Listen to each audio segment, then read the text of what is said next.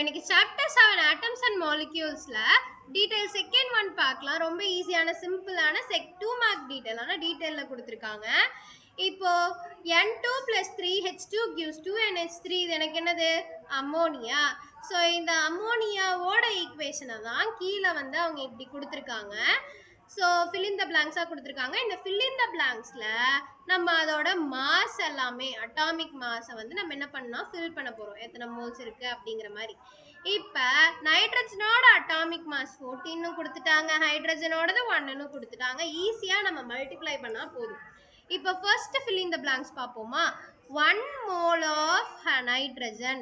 So நைட்ரஜனோட formula தெரிலனா கவலைப்படாதீங்க, இங்க ஈக்குவேஷனாவே அவங்க கொடுத்துட்டாங்க. நைட்ரஜன்னா N2. ஒரு நைட்ரஜனோட அட்டாமிக் மாஸ் தான் எனக்கு என்னது 14. எனக்கு இங்க 2 நைட்ரஜன் இருக்கு இன்டூ 2. எனக்கு எத்தனை மோல்ஸ் இருக்கு? 1 மோல்ஸ் தான் இருக்கு. இன்டூ 1 போட்டாலும் அதே ஆன்சர் தான் வரும். 14 into 2 equal to 28 கிராம். அப்ப இந்த fill in the blanks ஓட ஆன்சர் என்னது? 28 கிராம். அடுத்த fill in the blanks வரலாம். இங்க 3 moles of ஹைட்ரஜன். ஹைட்ரஜனோட இது இங்க தான் கொடுத்திருப்பாங்க பாருங்க, H2.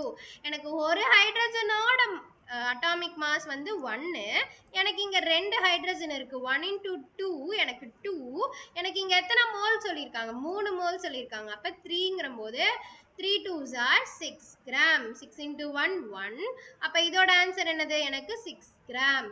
அடுத்து எனக்கு 2 moles of அம்மோனியா. அம்மோனியாவோட ஃபார்முலா என்னது? இங்கேயே கொடுத்துட்டாங்க, NH3. ஸோ எனக்கு இப்போ எனக்கு இங்கே 2 இது இருக்கு, நைட்ரஜன் இருக்கு, ஹைட்ரஜன் இருக்கு. இந்த ரெண்டோட இதையும் நான் ஆட் பண்ணணும். ரெண்டோட அட்டாமிக் மாஸையும் ஆட் பண்ணனா எனக்கு இதோட மொத்த மாஸ் எனக்கு கிடைச்சிருமா? கரெக்டா? அப்போ நைட்ரஜனோட ஒரு நைட்ரஜன் தான் இருக்கு. அப்போ 14 பிளஸ் எனக்கு ஹைட்ரஜன் எத்தனை இருக்கு? 3 ஹைட்ரஜன். அப்போ 3 into 1 எனக்கு 3. அப்போ எனக்கு ஆன்சர் என்ன? 17. இதோட இது மட்டும் எனக்கு 17.